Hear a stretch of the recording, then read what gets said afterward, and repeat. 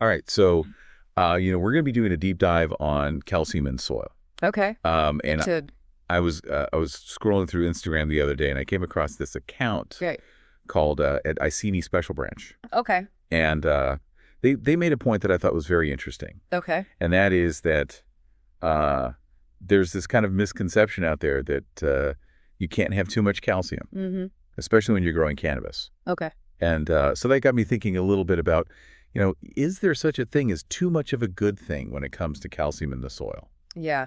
That's a really good question, and it's something that we see quite often, actually. Yeah. Calcium is super important for soil health and plant health, but there definitely is a tipping point where it can become detrimental to the health of your soil and your plants. Right. So we're going to kind of ditch the bro science today and really dive into the science-backed facts about calcium in the soil. All right. So we've got some research and articles here about calcium in soil. Hmm. Where should we start with this? Well, let's start by just acknowledging that calcium plays a vital role in soil structure. Okay. It acts as a binding agent, and it holds soil particles together to form what we call soil aggregates. Soil aggregates. Yeah. So I'm picturing just clumps of dirt. Yeah, But is there more to it than that? absolutely. So think of soil aggregates as tiny building blocks that create a really strong and stable foundation for your plants. Okay. And these aggregates are super crucial because they create spaces within the soil. Okay. And those spaces, or pores as we call them, allow air and water to move freely, and that's what we call good drainage and aeration. Okay. And so it's not just about compacting the soil. It's about Right. creating the structure to let the roots breathe Exactly. and access water without being Yeah. waterlogged. Yeah, exactly. And that healthy soil structure directly translates to a more favorable environment for root development, which, as you know, is super essential for healthy plants. This is already making me rethink my entire soil. Right. My entire approach to soil. Yeah. So what else does calcium do in the soil? Yeah, so on top of all of its structural benefits, calcium also plays a key role in regulating soil pH. Okay. So you remember pH is like a scale that measures how acidic or alkaline something is? Yeah, I remember pH from high school chemistry class. Yeah. But remind me, why is it so important for soil? Yeah, so think of it this way. Plants need to absorb nutrients from the soil, Right. but those nutrients are only available to plants within a specific pH range. Okay. If the soil is too acidic or too alkaline, certain nutrients become locked up even if they're physically present in the soil. Oh, wow. So calcium helps maintain that optimal pH balance so that all those nutrients are available to your plants. So it's like the ultimate multitasker. Yeah, It builds a strong foundation exactly. and then makes sure the pantry is stocked with all the nutrients. You got it. That's pretty impressive. It is. But as with anything, balance is key. And that brings us to the flip side of the coin, the potential downsides of having too much calcium in the soil. Okay, so our sources mentioned something about insoluble compounds forming when calcium levels get too high. Yeah, that's right. Here's the deal. Calcium is a very reactive element, Okay. and it really loves to bind with other elements in the soil. Okay. Sometimes those combinations form compounds that can't dissolve in water, and those are what we call insoluble compounds. And if it can't dissolve in water, then that means the plants can't absorb it. Exactly. It's like having food locked in a pantry that the plants can't access. Right. A really good analogy. Yeah. One example of this is calcium phosphate. Okay. So when there's an excess of calcium in the soil, it readily binds with phosphorus and forms this insoluble compound. And suddenly phosphorus, which is a key nutrient for plant growth, becomes unavailable to the plant. Wow. So even though the phosphorus is there, Yeah, it's bound up with the calcium. exactly. So it can't actually use it. Exactly. That's a major problem. Huge problem. And it's not just phosphorus that's affected. Okay. Calcium can also react with organic matter to form calcium oxalate. Okay. And this reaction can limit the availability of magnesium and potassium, which are two other essential plant nutrients. So it's not just about the amount of calcium. It's about the balance Yeah, of how it interacts with other elements. exactly. And it gets even more intricate when you consider that calcium, magnesium, and potassium are all positively charged ions, scientifically known as divalent cations, Okay. and they all compete for the same binding sites in the soil. So if there's too much calcium, it's like hogging all the parking spots.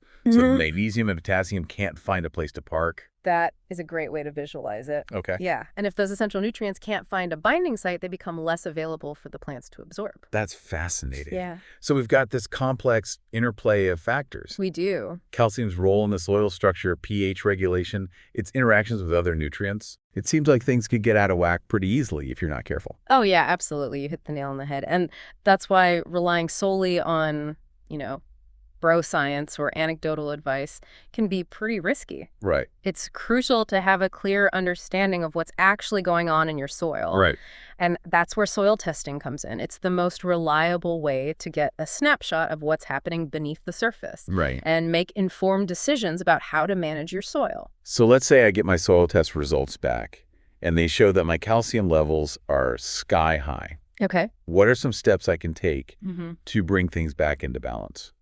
Well, the first step is pretty straightforward. Stop adding any calcium-based amendments. Okay. It sounds pretty obvious, but you'd be surprised how often people keep adding things without really understanding what their soil needs. Like trying to put out a fire with gasoline. Yeah.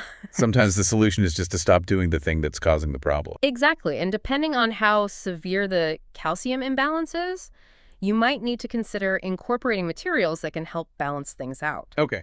For example, adding sulfur or compost can help lower the pH if it's too high due to excess calcium. Ah, so it's about creating a more acidic environment to counteract the effects of all that calcium. Precisely. Yeah. And this is where understanding the bigger picture really comes into play.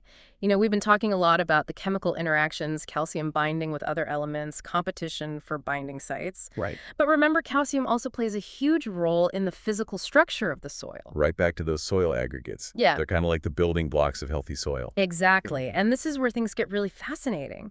When calcium is in that sweet spot, not too high, not too low, it helps create these aggregates, which, as we discussed, lead to better drainage and aeration. And that, in turn, creates a more favorable environment for root development.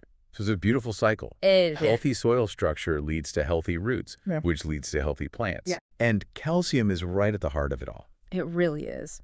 What's also really fascinating is that the impact of calcium extends beyond just the immediate vicinity of the roots. Okay. Remember, we talked about drainage and aeration. Yeah. Well, good soil structure with those well-defined aggregates actually helps water move more efficiently through the entire soil profile. So it's not just about preventing puddles around the roots. Exactly. Good drainage means that water can percolate deeper into the soil, replenishing groundwater reserves and benefiting the entire ecosystem. Wow. I never thought about it that way.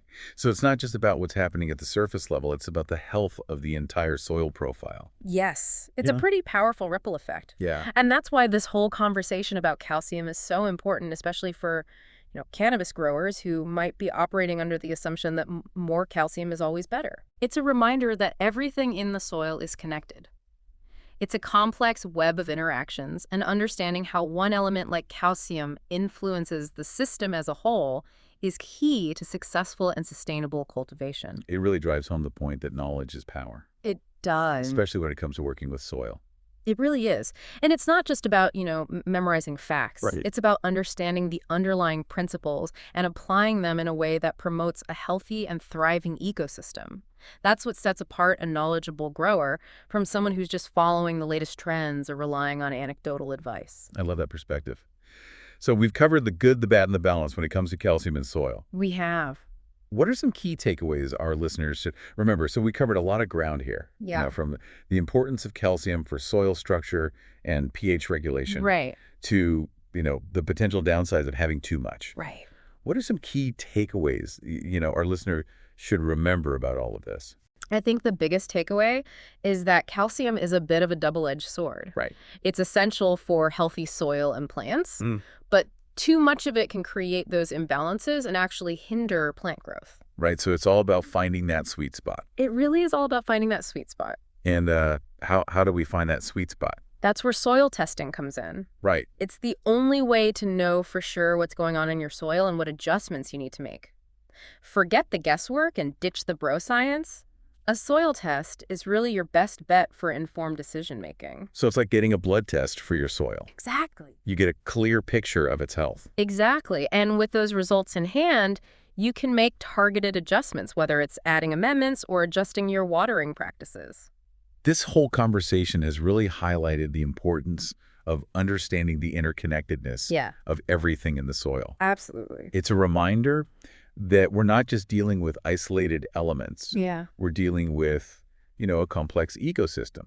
Yeah, absolutely. And that's what makes soil science so fascinating. Right. Yeah. It's a constant process of discovery and learning. Yeah. There's always more to explore and more to understand.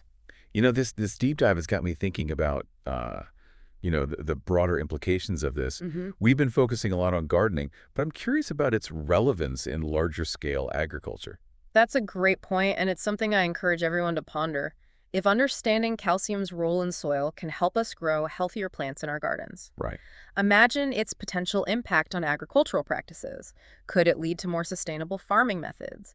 Could it help address issues like soil degradation and food security? Right. These are all questions worth exploring further. Yeah, those are all really great questions. Yeah, Well, hey, thanks for joining me on this deep dive into calcium in soil. absolutely. Until next time, keep learning, keep questioning, and keep digging deeper into the fascinating world around us.